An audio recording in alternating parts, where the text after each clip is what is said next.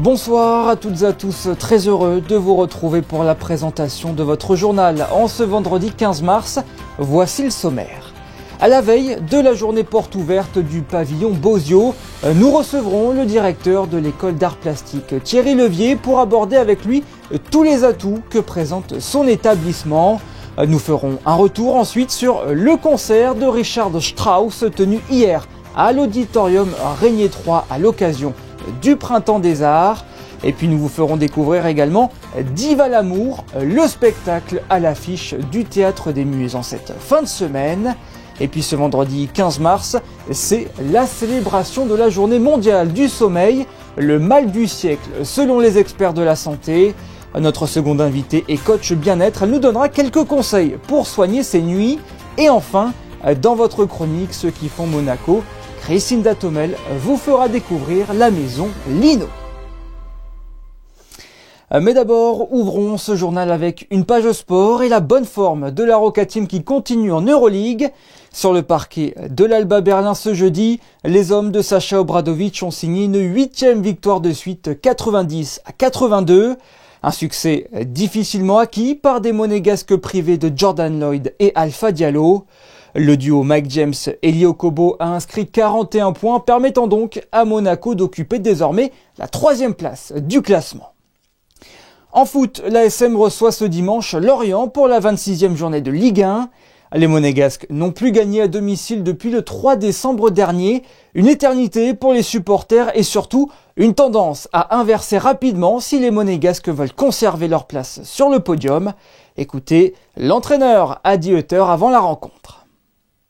For me, it's the last 100-meter sprint in this championship, and now I like it to have this concurrence fight in the team also for the starting 11. It helps us a lot, and this gives us more stability. Also, the confidence when you win in Lens, when you win in Strasbourg, when you have a draw against Paris, it helps us a lot. But we have to continue now Lorient.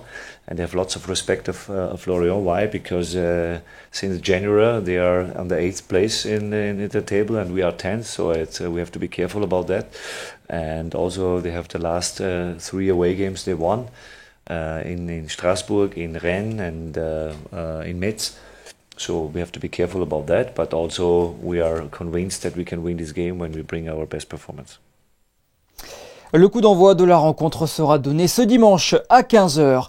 Ce sera l'occasion aussi pour les supporters monégasques d'applaudir Youssouf Fofana, une nouvelle fois appelé en équipe de France par le sélectionneur Didier Deschamps. Le milieu de terrain fait partie des 23 qui affronteront l'Allemagne et le Chili en match amical les 23 et 26 mars prochains. Le challenge Prince Héréditaire Jacques est de retour pour une 6e édition les 14 et 15 septembre prochains. Un événement qui promet d'être plus compétitif cette année avec la participation de 32 équipes. Objectif, essayer de proposer le concours de pétanque en doublette le plus relevé du monde. Les détails avec Didier Fulconis, le président de la Fédération monégasque de boules. L'objectif, en accord avec son Altesse Sérénissime le Prince Albert II, c'est d'avoir une compétition élitiste qui colle à l'image de Monaco. Et je vous avoue que cette année, nous sommes particulièrement satisfaits, car sur les 32 équipes, nous aurons la présence de 16 équipes nationales. Alors sur ces 16 équipes nationales, nous avons 7 équipes monégasques qui représenteront la principauté. Et nous aurons aussi les Thaïlandais. Nous aurons l'équipe de France, 2 équipes de France avec les champions du monde en titre, les Belges, l'Allemagne qui a été médaille de bronze dans les championnats du monde. On fait un casting très très impressionnant et nous pensons assister à une compétition de très très haut niveau. Notre ambition, c'est d'avoir à Monaco l'édition du Challenge Prince Héréditaire Jacques qui soit assimilable au Roland-Garros de la pétanque, effectivement. Le pavillon Bozio organise ce samedi ses portes ouvertes pour tous les futurs étudiants intéressés par la formation d'art plastique. Quels sont les atouts du pavillon Bozio? Voyons cela tout de suite avec son directeur Thierry Levier. Bonsoir. Bonsoir Yannick. Une journée porte ouverte pour votre établissement, qu'est-ce que cela représente? Pour nous c'est très important parce que c'est le moment où on peut montrer nos activités, C'est un moment aussi où on reçoit les étudiants, tous les étudiants qui sont dans les lycées ou dans les classes préparatoires et qui s'interrogent sur ce qu'ils vont faire l'année prochaine. Et évidemment, nous, on espère attirer un maximum d'étudiants et donc leur montrer, partager avec eux nos activités, leur montrer ce qu'on fait, essayer de les convaincre de candidater chez nous. Et qu'est-ce que vous faites au pavillon Bozio? Quelles sont les formations proposées? Alors c'est une école d'art supérieure, avec une particularité, on est la seule école parmi on fait partie d'un réseau qui s'appelle l'Andea, qui est un réseau d'écoles d'art en France, et parmi les 45 écoles, on est la seule qui est entièrement spécialisée en art et scénographie. Alors en fait, ça veut dire que chez nous, les étudiants ont une pratique personnelle d'artiste. Certains sont peintres, sculpteurs, photographes. Tous les médiums de l'art sont pratiqués au sein du pavillon Bozio. Et par ailleurs, ils reçoivent tous un enseignement spécialisé en scénographie. Et donc là, il y a différentes branches de la scénographie. Certains font de la scénographie de spectacle, de la scénographie d'exposition. Et donc, ils ont des cours spécialisés. Ils savent faire des maquettes, faire des plans. Ils connaissent le vocabulaire de la lumière, de la direction sur scène, etc. Et alors, comment est-ce qu'on accède à ces formations? Alors, chez nous, c'est un concours. Donc, il faut avoir le bac. C'est un concours post-bac avec 4 épreuves. Une épreuve de culture générale, une épreuve d'anglais, une épreuve plastique, une épreuve théorique. Et pour les gens qui passeront cette première étape, un entretien avec un petit jury de professeurs du pavillon. Combien de temps durent les formations? Quels sont les schémas de formation? Alors c'est une formation en 5 ans, on a une licence en 3 ans qui est un peu plus généraliste, où on apprend vraiment les bases en matière de scénographie, on apprend vraiment toutes les techniques élémentaires de scénographie. Et puis à partir du master qui dure 2 ans, alors là on a une spécialisation un peu plus avancée. Et chez nous en master en fait on peut choisir parmi 4 spécialités. Il y a la scénographie d'exposition. Donc là, ça consiste en fait à réaliser la scénographie d'une exposition qui se tenait par exemple cette année au FRAC Sud à Marseille, donc dans le cadre professionnel d'un musée. La scénographie de la danse avec notre partenaire historique, les ballets de Monte-Carlo. Donc là, il s'agit de faire le décor d'un ballet avec les danseurs des ballets ou de l'académie de danse Princesse Grace. La scénographie de théâtre en partenariat avec l'école d'art de Bruxelles et celle de Lausanne. Et là, il s'agit d'adapter au plateau un texte. Et par exemple, cette année, c'était des textes de Emily Dickinson qui ont été montés au plateau dans un théâtre à Châteauroux. Et pour la première fois cette année, une 4e spécialité qui est la scénographie de la mode. Et ça se fera avec l'école d'art de Londres, Central St. Martin's. Ils ont un énorme département pour la mode et le stylisme. Et donc 7 jeunes stylistes de Central St. Martin's qui ont chacun dessiné 6 silhouettes vont venir à Monaco. Ça fera donc 42 silhouettes à faire défiler. Et ce sera le 26 avril à l'espace Léo Ferré. Et le décor est entièrement dessiné, conçu, produit par les étudiants du pavillon Bozio. Donc le master, il y a ces colorations qu'on peut choisir entre la 4e et la 5e année. On peut choisir une spécialité en 4e puis une autre en 5e. Et donc quand on sort du pavillon Bozio, après le master, on a déjà 2 expériences professionnelles échelle 1. C'est donc avec tous ces partenariats une école très professionnalisante. Le plus professionnalisant possible en matière de scénographie et comme je vous le disais, parallèlement à ce travail qui est souvent un travail collectif, les étudiants ont tous une pratique personnelle et ça, ce sera notamment présenté au moment des diplômes. Alors par exemple pour les masters, ce sera le 18 et 19 juin si je dis pas de bêtises et ce sera sera dans différents lieux à Monaco sous la forme de petites expositions personnelles et il y aura un vernissage le 19 juin. Et ce sera ouvert au public et vous pourrez découvrir les travaux des étudiants, donc cette fois-ci leurs travaux personnels. Combien d'élèves pouvez-vous accueillir par classe? En première année, c'est un peu concurrentiel, enfin on va dire c'est un accès qui est pas évident puisqu'on a seulement une quinzaine de places et pour à peu près 10 fois plus de candidats, donc c'est un peu sélectif. Et après, en master, c'est à peu près la même chose, c'est des promotions de 15 étudiants par an à peu près. Quelles sont les spécificités du pavillon Bozio? Quelles sont vos méthodes d'apprentissage privilégiées? Peut-être qu'une des spécificités, ça tient à la taille du bâtiment qui est très petit pour une école d'art, on est une des plus petites écoles d'art, mais si on voit le bon côté des choses, c'est qu'il y a une culture de partenariat qui s'est développée au pavillon Bozio, et donc on travaille presque toujours hors du pavillon. Donc l'école est un peu comme un bureau d'études, c'est là qu'on conçoit les projets, qu'on fait les plans, et ensuite beaucoup de projets se font à l'extérieur, et on travaille notamment à Monaco par exemple avec le théâtre Princesse Grace, avec le théâtre des variétés, avec l'espace Léo Ferré, avec l'atelier des ballets, avec le MAMAC, avec le NMNM à Monaco, mais aussi avec le MAMAC à Nice, voilà. Et puis au-delà de Monaco, il y a tout un tas de lieux partenaires, il y a une exposition qui va ouvrir dans 15 jours au musée régional d'art contemporain de Sérignan, je vous disais qu'on avait fait quelque chose au FRAC à Marseille. Donc en fait, c'est peut-être une des particularités de l'enseignement à l'école, c'est que les projets se font souvent échelle 1 et ils sont ouverts au public dans des lieux partenaires. Finalement, être situé à Monaco, c'est un véritable atout. Ah oui, pour nous c'est formidable, on est ouvert sur un contexte très international. Les étudiants peuvent se loger à Nice parce que c'est moins cher, mais par contre il y a un rayonnement ici international avec les gens qui se trouvent à Monaco et avec la proximité avec l'Italie, avec tous les gens qui sont de passage ici. On profite tout le temps d'artistes invités, par exemple au NMNM. Cette semaine on avait Pier Paolo Calzolari qui vient d'avoir une exposition ici à Monaco, donc c'est un contexte très ouvert ici. Ouais. Merci Thierry Levier d'avoir été avec nous. Merci à vous. Le 40e festival du Printemps des Arts de Monte-Carlo a débuté ce mercredi. Au programme hier soir, le premier concert symphonique de cette édition. À l'Auditorium Régnier 3, l'Orchestre Philharmonique de Monte-Carlo, dirigé par Fabien Gabel, a rendu hommage au compositeur allemand Richard Strauss. Le reportage est signé José Sacré, Thomas Deus et Clélia Renaud.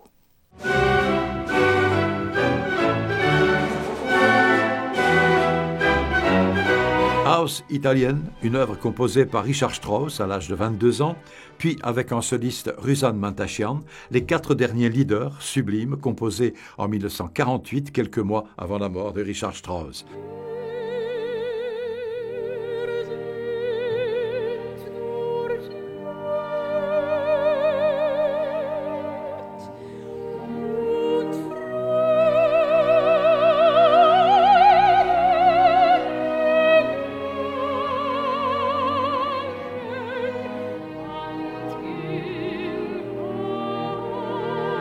Enfin, le poème symphonique Don Juan, tel était le programme du concert Richard Strauss donné le jeudi 14 mars par l'Orchestre Philharmonique de Monte-Carlo sous la baguette de Fabien Gabel.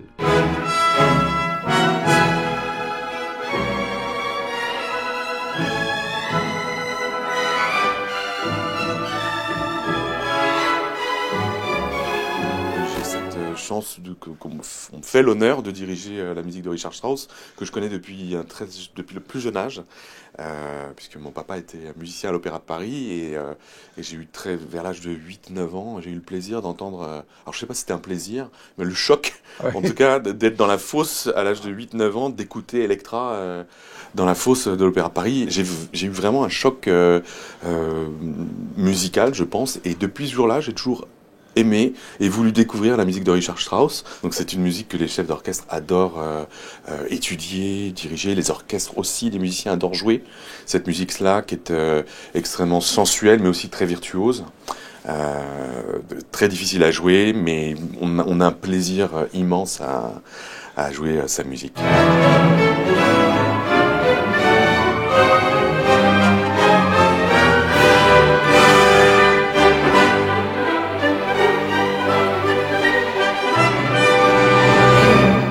Diva l'amour, voici le spectacle programmé cette fin de semaine au Théâtre des Muses. Sur scène, 3 jeunes femmes, les Diva Lala, vous proposent un show musical plein d'humour. Découvrez tout de suite le reportage de Fabien Bonilla et Thomas Deus.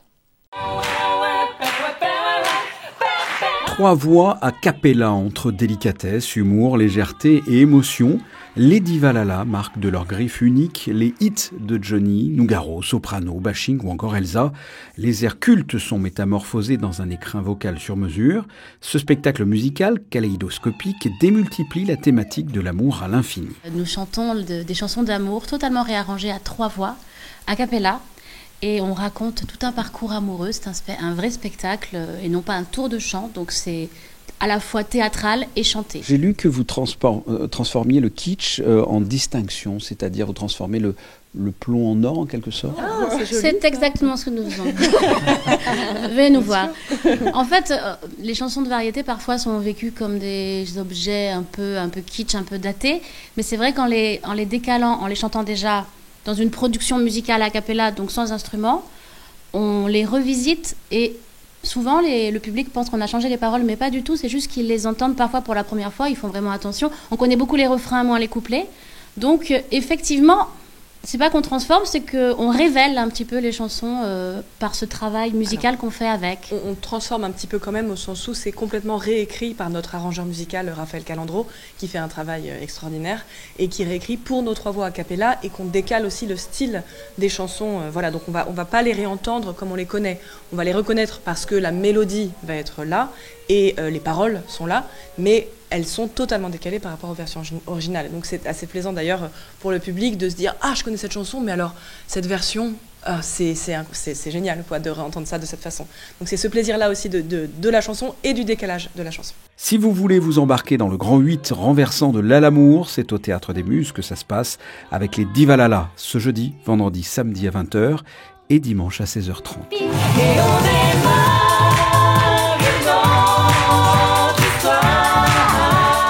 Ce vendredi 15 mars, nous célébrons la journée mondiale du sommeil.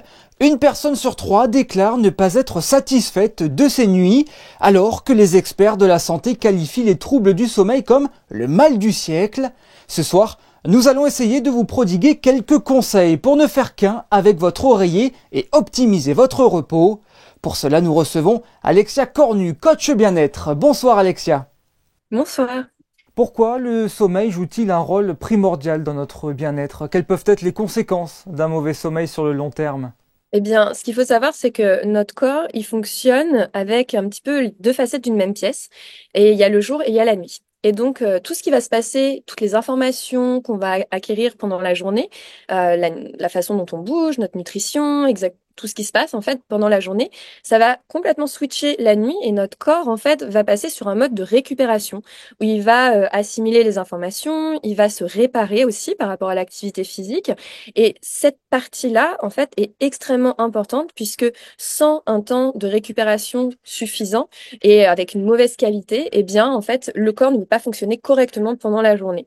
Et donc on peut pas se dire je mise tout sur la journée, sur une alimentation saine, de l'activité physique, mais je ne prends pas soin de mon sommeil, parce que si on prend pas soin de son sommeil, en fait, on fonctionnera pas correctement pendant la journée. Et quels sont les risques sur la santé sur le long terme? Sur le long terme, ça va être des risques psychologiques dans un premier temps, énormément de burn-out ou de dépression qui finalement en fait sont déclenchés par un manque de sommeil. Donc c'est souvent les risques les plus fréquents. Et après, bien sûr, ça peut aller sur des risques plus importants. On peut se blesser physiquement à l'entraînement. Et après, ça peut également être très mauvais sur le long terme pour le cœur et pour le cerveau, puisque ce sont 2 organes aussi qui se réparent pendant la nuit. Alors je crois qu'il y a 3 grandes clés pour un sommeil réussi, la durée, la qualité et la régularité. Parlons durée d'abord, quelles sont les recommandations pour un sommeil réussi? La majorité des personnes ont besoin entre 7 et 9 heures de sommeil.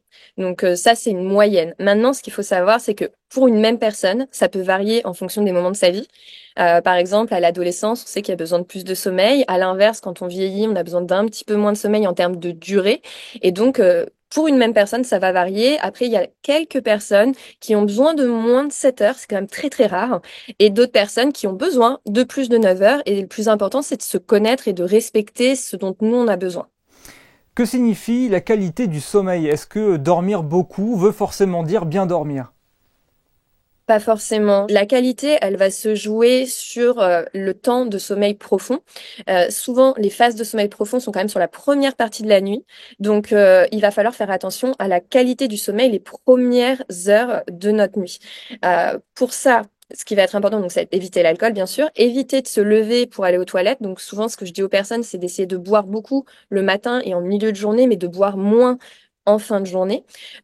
Également, ce qui peut jouer, c'est l'alimentation. Par exemple, si on mange très riche le soir, je pense typiquement à des plats comme steak frites ou raclette, fondue, qui sont des plats très longs à digérer. Un steak frites, c'est 6 heures de digestion. Eh bien, quand on va se coucher, on est encore en train de digérer. Donc, on va plutôt consommer ces repas-là le week-end ou le midi, de préférence. Et le soir, par contre, on va essayer d'être sur des aliments un peu plus légers, plus rapides à digérer. Donc, tous les légumes, il n'y a aucun souci, ça se digère rapidement. On peut manger des féculents le soir. On va privilégier des glucides avec beaucoup de fibres parce que l'index glycémique est plus bas. Donc, par exemple, les légumineuses, type haricots, les pois chiches, les lentilles, ou alors des céréales complètes comme le quinoa. Voilà. Ça peut être hyper intéressant comme nutriment le soir. Et pour ce qui est de la partie viande, soit on reste sur donc des légumineuses qui contiennent finalement des protéines végétales, donc on n'a pas besoin de rajouter forcément de la viande. Mais pour les personnes qui veulent avoir une portion de protéines animales, d'être plutôt sur des œufs, de la viande blanche ou des petits poissons qui vont être moins gras et donc plus rapides à digérer, plutôt que d'être sur du thon, du saumon, de la viande rouge. Et enfin, on a la régularité. L'idée, ce serait d'avoir une alarme pour aller dormir chaque jour à la même heure et une autre pour se réveiller tous les jours à la même heure, c'est ça? Ce serait plutôt de s'écouter pour aller se coucher et de se réveiller tous les jours à la même heure. Donc, l'idéal, c'est de pas avoir plus d'1 heure de décalage par rapport à notre routine. Donc, si tous les jours on se lève à 6 heures du matin, idéalement, faudrait pas se lever après 7 heures.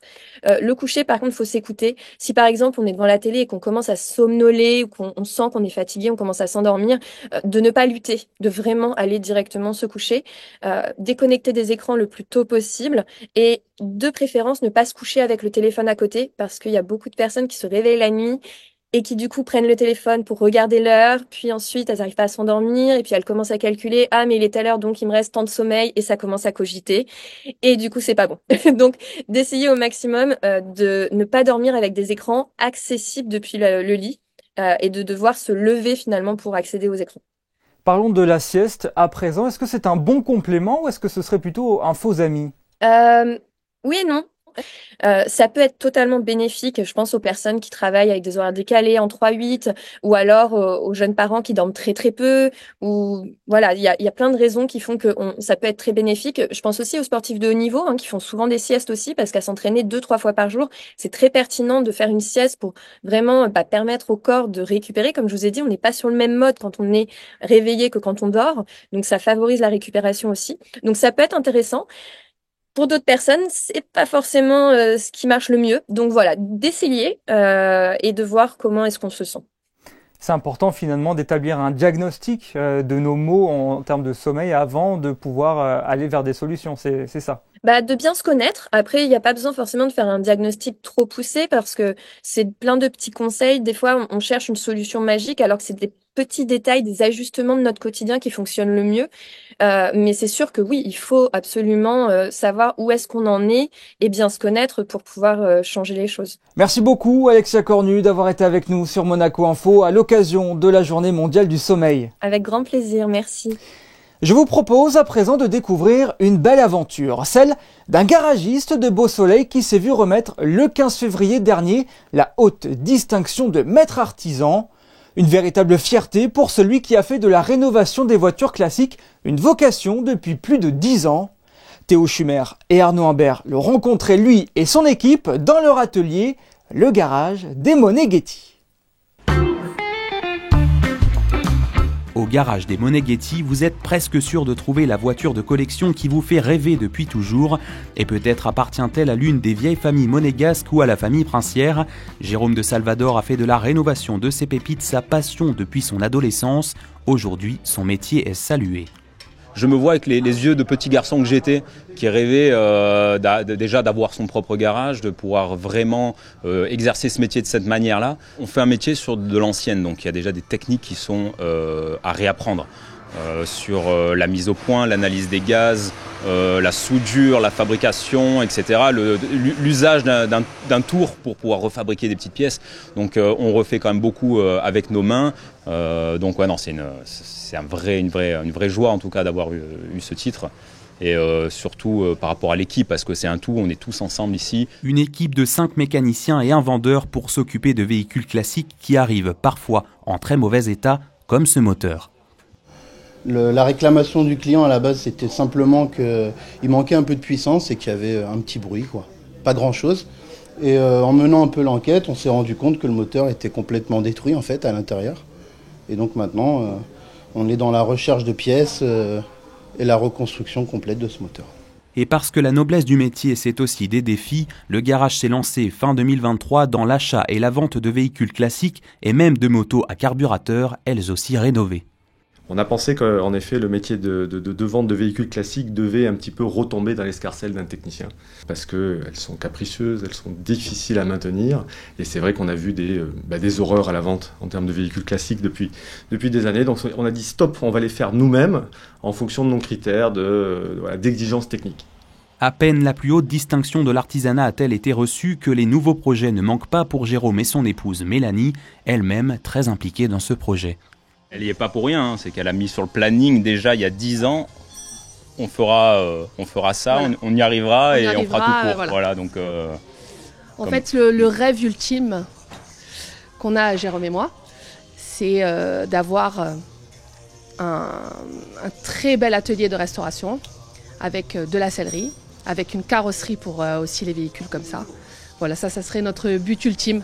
Voilà, le rêve d'une vie. 10 ans d'expérience, une gestion irréprochable, une bonne formation pour les apprentis et une réputation qui n'est plus à faire.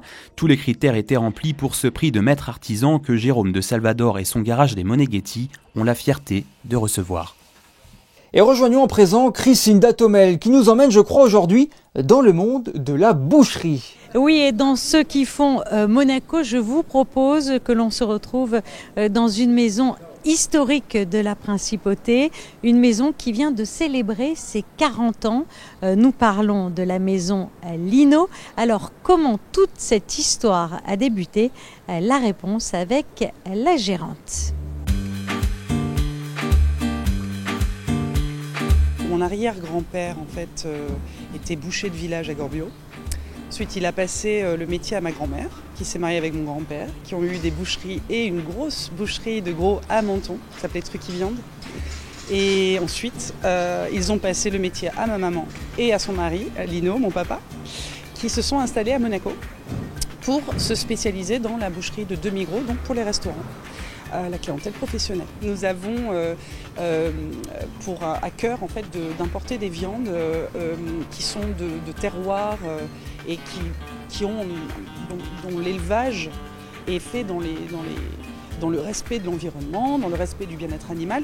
Et donc nous avons resserré nos origines de viande et nos races de viande à des viandes qui viennent exclusivement d'Europe de l'Ouest.